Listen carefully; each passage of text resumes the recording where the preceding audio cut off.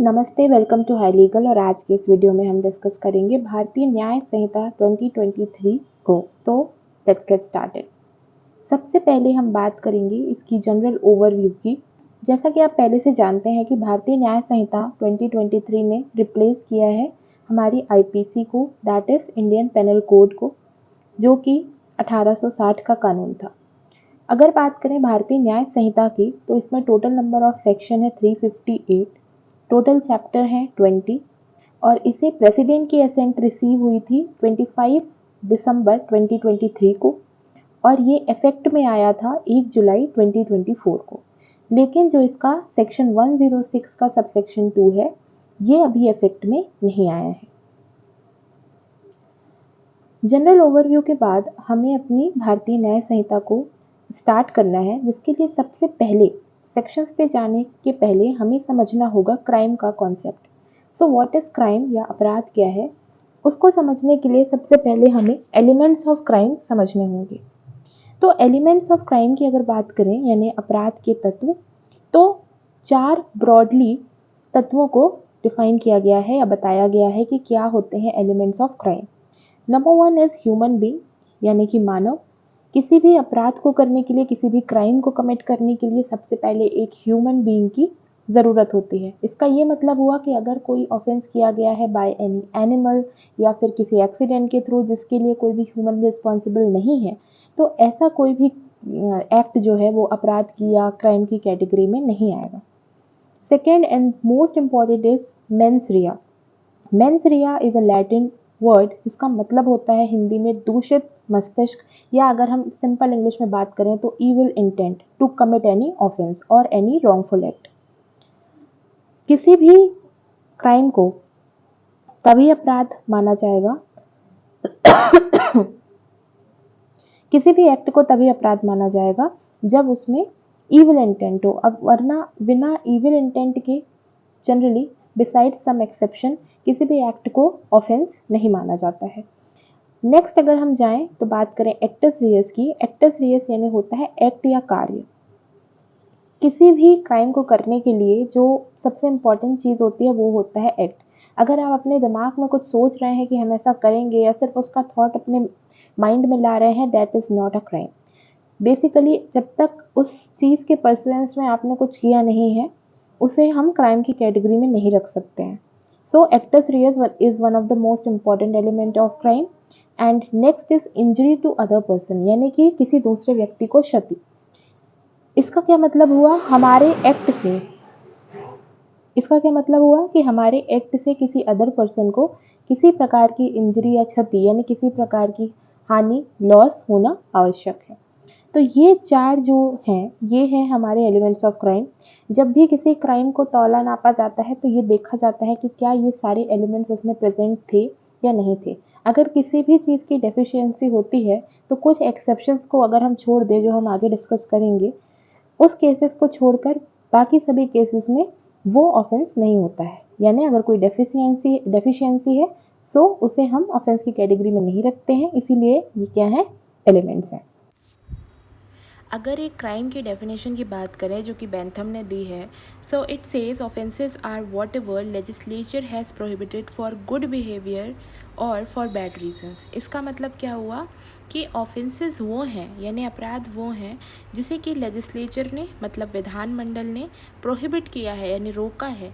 क्यों रोका है? या तो गुड बिहेवियर के लिए रोका है या फिर बैड रीजंस की वजह से रोका है, यानी कि अगर हमने नहीं रोका तो कुछ बुरा हो सकता है या लोगों के अच्छे बर्ताव के लिए कुछ कार्यों को प्रोहिबिट करना ज़रूरी है।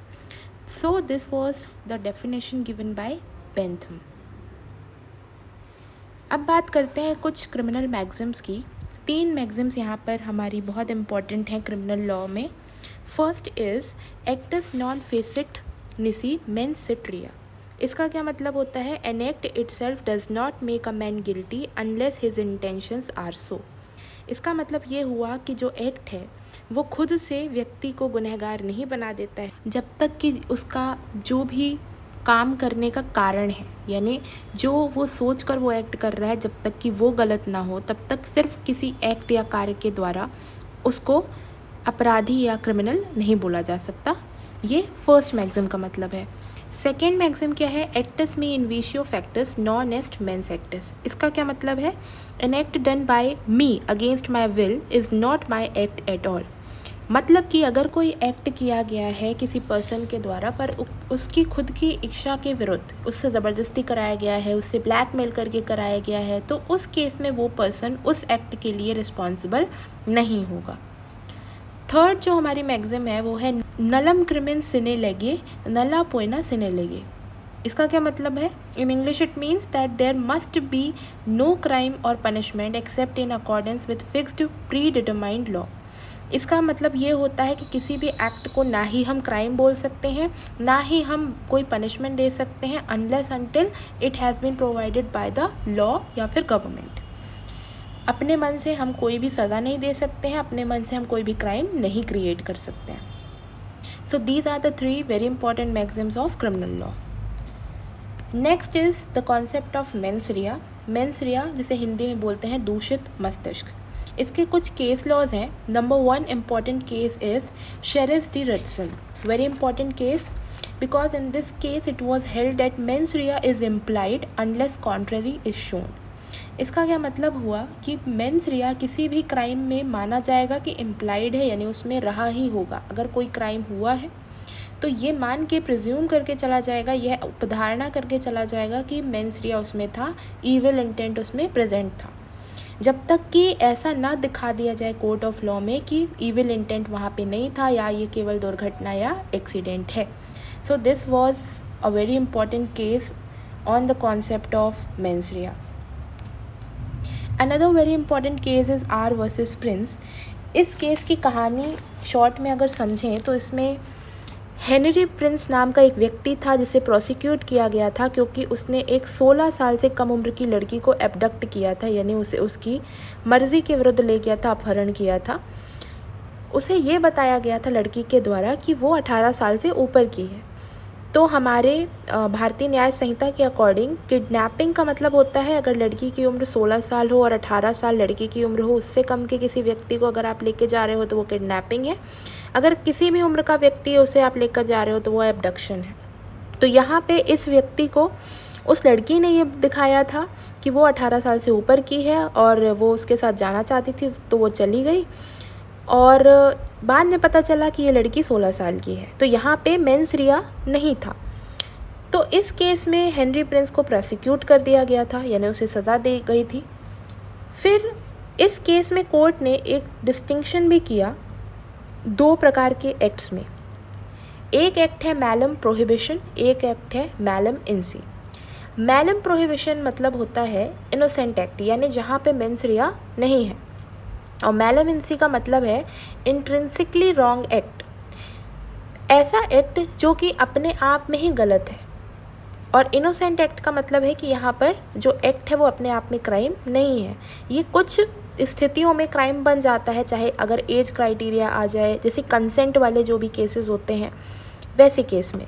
तो मैलम प्रोहिबिशन में बोला गया कि अगर एक्ट इनोसेंट है तो वहाँ पे अगर मेंस रिया नहीं है तो कन्विक्शन नहीं होगा, ठीक है। अगर ईविल इंटेंट नहीं है वहाँ पे तो कन्विक्शन नहीं होगा। जैसे हमारा ये वाला केस था किडनैपिंग वाला, क्योंकि लड़की की कंसेंट थी, सज़ा इसलिए मिल रही थी क्योंकि वो 16 साल से के कम थी, इस वजह से उसे सज़ा मिल रही थी। अगर वो 16 साल के ऊपर होती या मेजर होती तो उस केस में उसे सज़ा नहीं मिलती, क्योंकि यहाँ पे वो खुद साथ जाना चाहती थी, उसे ज़बरदस्ती नहीं लेके गया। तो उस केस में ये इंट्रिंसिकली रॉन्ग एक्ट नहीं हुआ। लेकिन अगर बात करें इंट्रिंसिकली रॉन्ग एक्ट, जैसे कि मर्डर है, चाहे आप अगर किसी ने आपको बोला हो कि मुझे मार दो, फिर भी वो क्राइम ही रहेगा। तो अगर कोई ऐसा एक्ट है जो अपने आप में ही क्राइम है, तो उस केस में चाहे मेंस रिया प्रेजेंट हो या चाहे मेंस रिया एब्सेंट हो, दोनों केस में उस पर्सन को कन्विक्ट किया जा सकता है, यानी उसको सज़ा मिल सकती है। सो ये 2 कॉन्सेप्ट हैं, बहुत इंपॉर्टेंट है, मैलम प्रोहिबिशन और मैलम इंसी, जिसका इंपॉर्टेंट केस है R versus Prince. I hope आपको ये वीडियो पसंद आया होगा। So thank you and keep watching.